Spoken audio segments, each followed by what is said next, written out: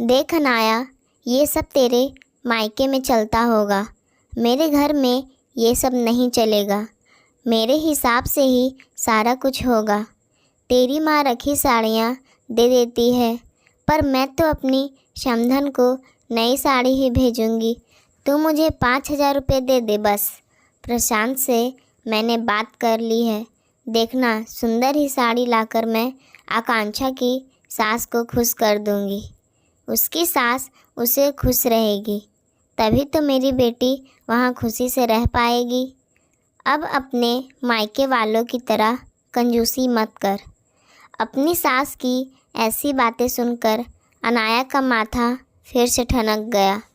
अब उसके पास अपनी सास को पैसे देने अलावा कोई रास्ता भी नहीं था। उसने अलमारी से पैसे निकाले और अपनी सास को दे दिए। बात छोटी सी थी। अनाया की ननद आकांक्षा का शादी के बाद पहला जन्मदिन था और कावेरी जी ने आकांक्षा के लिए तो सोने की चैन बनवा ली थी और वो उसकी सास को भी महंगी साड़ी उपहार में देना चाहती थी। अनाया ने सास को समझाया कि ये तो दीदी का जन्मदिन है, तो उनकी सास को साड़ी देने की क्या ज़रूरत है। पर कावेरी जो समझना ही नहीं चाहती थी, उन्हें तो अपने समधन जी को किसी भी हाल में बस खुश रखना था। वो उन्हें किसी न किसी बहाने से उपहार भेज ही देती थी। अनाया ने यह भी कहा कि ठीक है, आपको साड़ी भेजनी है तो शादी में इतनी साड़ियाँ बच गई है, कुछ आकांक्षा अपने साथ नहीं लेकर गई तो उसी से भेज दीजिए, बेकार से ही खरीदने की क्या ज़रूरत है। इसी बात पर कावेरी जी गुस्सा हो गई। बोली कि मैं अपने समधन को अच्छी साड़ी भेजूंगी, तेरी माँ की तरह रखी हुई साड़ी नहीं भेजूंगी। ये बात कहकर कावेरी जी ने आज फिर अनाया के मायके वालों का अपमान भी कर दिया और ये भी जता दिया कि तेरी माँ तो रखी हुई साड़ियाँ ही भेजती है। फिर ऐसा पहली बार तो नहीं हुआ है। घर में कुछ भी बात होती थी, कुछ भी तनाव होता था, कावेरी जी आदतन अनाया के मायके वालों को घसीट ही लेती थी। उनकी यही बात अनाया को बहुत अखरती थी। समधन जी को देने में बुराई नहीं थी, पर बेटी की माँ को अपने बेटे का घर और बजट भी देखना चाहिए। बस बेटी का घर भरने के लिए बेटे का घर तो खाली नहीं किया जा सकता है। पर कावेरी जी ये सब सुनने को ना तैयार है, ना ही समझने को तैयार है। अनाया की अभी 2 साल पहले ही प्रशांत से शादी हुई है। प्रशांत की बैंक में नौकरी है और उनके पिताजी की मृत्यु कुछ साल पहले हो गई थी। माँ ने दोनों बच्चों को संभाला और परवरिश की। आकांक्षा की जिद थी कि पहले घर में भाभी लाओ, फिर वो शादी करके जाएगी। प्रशांत की शादी के साल भर बाद आकांक्षा की शादी हो गई। प्रशांत ने शादी में कोई कसर ना छोड़ी ताकि अपनी माँ और छोटी बहन को खुश रख सके। पिताजी केवल ये घर छोड़कर गए थे, बाकी की सेविंग उनके इलाज में लग गई थी और उन्हें बचाया भी नहीं जा सकता था। कावेरी जी बेटी की शादी से बहुत खुश थी, मन भर कर बेटी के ससुराल में दिया था। उनका मानना था कि बेटी को जितना दोगे उतना ही उसे ससुराल में प्यार और सम्मान मिलेगा। अनाया को उनके देने से कोई दिक्कत नहीं थी, पर अनाप शनाप देने से घर का बजट ही हिल जाता था। एक दिन आकांक्षा अपने सास ससुर के साथ अपने मायके आई थी। वहीं किसी रिश्तेदार की शादी थी, तो अनाया को लगा कि सब लोग खाना तो शादी वाले घर में ही खाएंगे, तो उसने नाश्ते की तैयारी नहीं की। जब सब लोग आए तो अनाया ने प्रेम से नाश्ता करवाया और अपना काम करने लगी। जब वो रसोई में थी तो कावेरी जी ने टोका, बहू खाने की तैयारी कर लो। अनाया भी बोली, मम्मी जी ये लोग खाना तो शादी वाले घर में ही खाएंगे, तो फिर खाने की तैयारी करने का क्या मतलब है। मुझे आकांक्षा दीदी ने खुद कहा था, बहू ये सब तेरे मायके में चलता होगा कि समधी और समधन जी से खाने को ना पूछा जाए। हमें तो हमारा फ़र्ज़ निभाना है, खाने की पूछना नहीं है, खाना तैयार रखना है, ताकि उनको ये ना लगे कि हमने सिर्फ खाने का पूछा है। खाना तो बनाया ही नहीं, तू फटाफट 4 सब्जी, रायता और सलाद बना ले। मैं प्रशांत से मिठाई मंगवा लेती हूँ। जब नाश्ता करने के बाद कुछ घंटे आराम करके वो लोग जाने लगेंगे तो कावेरी जी ने कहा, समधन जी, खाना तैयार है, आप लोग खा कर जाइए। अनाया ने कितने प्यार से आप सब लोगों के लिए कढ़ाई पनीर, दाल मखनी, काजू करी और मिक्स वेज सब्जी बनाई है। साथ में रायता और पुलाव भी है। आप बहू के हाथ का खाना खाएंगे तो खाते रह जाएंगे। समधन जी, आकांक्षा की सास ने कहा। वे लोग खाने को देखते हुए बोले, आपने इतनी तकलीफ़ क्यों की? हम शादी में लंच पर ही आए हैं। अब शादी वाले घर में भी तो जाना है और खाना भी खाना है, तो अगली बार आएंगे। हम तो आपसे मिलने आए हैं। हम रात तक शादी में रहेंगे और कल सुबह जल्दी निकल जाएंगे। और वो लोग चले गए। कावेरी जी बहुत खुश थी, पर अनाया बहुत परेशान थी। बेकार ही मेहनत करवा दी और घर में 3 लोग ही तो हैं। इतना सारा खाना अब कौन खाएगा?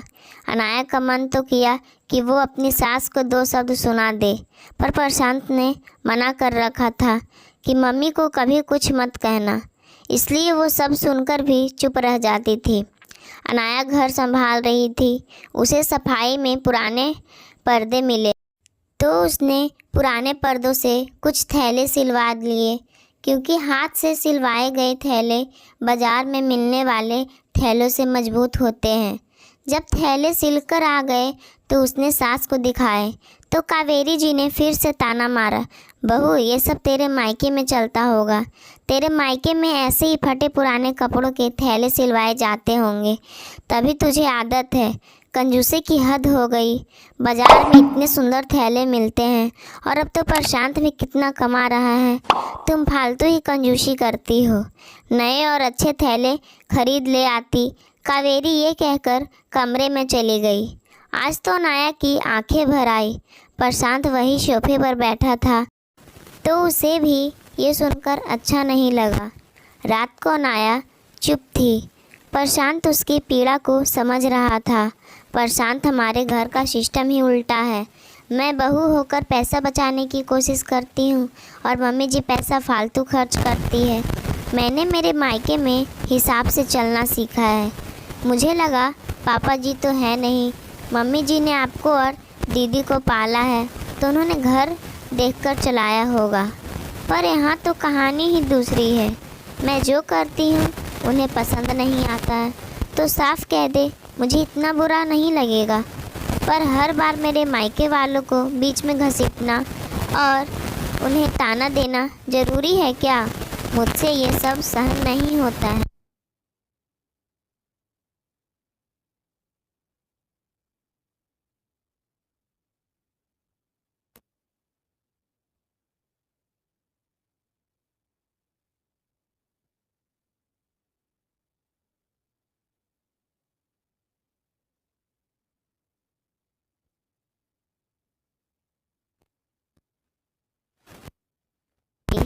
तो अनाया उनकी खातिरदारी ननद का मनपसंद खाना बनाकर खिलाती थी और आकांक्षा का बहुत ध्यान भी रखती थी। एक सुबह उठकर अनाया रसोई के काम में लग गई। उसने दूध गैस पर चढ़ाया और नाश्ता बना रही थी। फ्रिज से सब्जियां निकाली और उन्हें धोने लगी। तभी कावेरी जी रसोई में आई। अरे ये क्या, इन पुरानी सब्जियों से मेरी बेटी के लिए नाश्ता बनाओगी? ये सब तेरे मायके में चलता होगा। मेरी बेटी को ढंग का और ताज़ी सब्जियां से बना नाश्ता बनाकर खिलाना। तेरे मायके की तरह हमारे घर में कोई कमी नहीं है। अपनी माँ की बात सुनकर आकांक्षा भी हैरान थी। तभी अनाया बोली, पड़ी मम्मी जी, बहुत हो गया। आप मेरे और आपके झगड़े में हमेशा मेरे मायके वालों को बीच में क्यों लाती हो? आपको मुझसे लड़ना है तो सीधे ही लड़ा करें। मेरी कोई बात पसंद नहीं है तो मुझे कहे, पर हर बार मायके वालों का ताना देना, उनका अपमान करना, ये तो ठीक नहीं है। मुझे समझ में नहीं आता कि आपको मेरे मायके वालों से क्या दिक्कत है। आप ऐसा व्यवहार क्यों करती है? मेरी किसी बात से गुस्सा है तो मुझे डांटिए, समझाइए, मुझे इतना बुरा नहीं लगेगा। आप बड़ी हैं, मेरी सास है, आपका पूरा हक है मेरे ऊपर।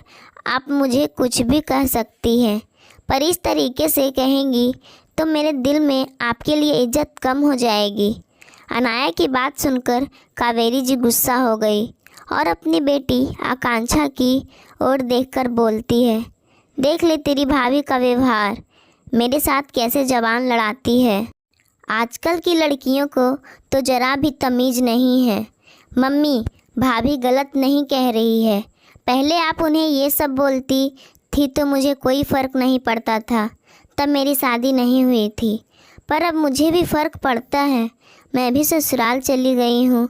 मैं ससुराल वालों का पूरा सम्मान करती हूँ, दिल से उनकी सेवा करती हूँ। अपनी सास को माँ ही समझती हूँ, उनके अनुसार हर काम करती हूँ। वो लोग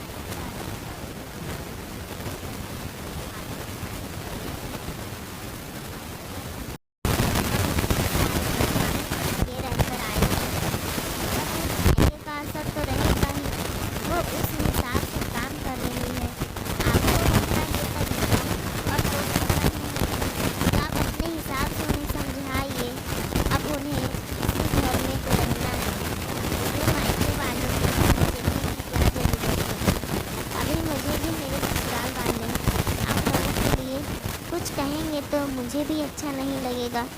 मम्मी, आपका भी तो मायका है। दादी ने कभी आपके मायके वालों के लिए कुछ नहीं कहा, कभी मेरे ससुराल वाले भी आपके लिए कुछ नहीं कहते, तो फिर आप रोज़ रोज़ भाभी को दिल क्यों दुखाती रहती हो। तभी प्रशांत भी बोलता है, मम्मी ज़्यादा कुछ बोल दूँ तो मुझे माफ़ कर देना, मैं भी कई दिनों से ये सब देख रहा हूँ। अनाया मेरी सैलरी और बजट देखकर कुशलता से घर चला रही है, जबकि उसके मायके में पैसों की कोई कमी नहीं है। चाहती तो वो भी पैसे उड़ा सकती थी, पर उसे मेरी और इस घर की फिक्र है, तभी रिश्ते भी निभा कर चल रही है। वो आपके और आकांक्षा के लिए कभी कुछ गलत नहीं बोलती, तो फिर आप हर बार उसके मायके वालों को हर झगड़े और छोटी बड़ी बात में बीच में क्यों ले आते हो। इतने दिनों ये चुप रही, पर अब इसके सब्र का बांध टूट गया है। मैंने ही इसे इतने दिन तक समझा कर रखा था, तो वो चुप रही थी। अपनी बहू और अपने बच्चों पर शांत और आकांक्षा की बात सुनकर कावेरी जी चुप हो गई। उन्हें महसूस हुआ कि वो अपनी बहू के साथ कितना गलत कर रही थी। उनके अपने बच्चों ने उन्हें आज आईना दिखा दिया। उन्होंने अनाया की ओर देखा तो उन्हें आत्मग्लानि महसूस हुई। बहू, मुझे ऐसा नहीं करना चाहिए था, ना ही ऐसा बोलना चाहिए था। मैंने तेरे बड़ा दिल दुखाया है, पर अब और नहीं। तू तो इस घर का भला चाहती थी, घर को अच्छे से चला रही थी, और मैं हूँ जो एक स्त्री होते हुए तेरा दर्द ना समझ पाई। हर स्त्री को अपना मायका बहुत प्यारा होता है, मुझे भी है। आगे से ऐसा नहीं होगा। कावेरी जी ने आकांक्षा और अनाया दोनों को गले लगा लिया। पाठकों, सास बहू के झगड़े तो हर घर में होना आम बात है, पर ये झगड़े घर में ही रहे तो अच्छा है। इन झगड़ों का घर से बाहर जाना भी ठीक नहीं है, और बात बात में बहू के मायके वालों को घसीटना भी ठीक नहीं है। आपको कहानी कैसी लगी, हमें अपनी राय कमेंट के माध्यम से बता सकते हैं। धन्यवाद।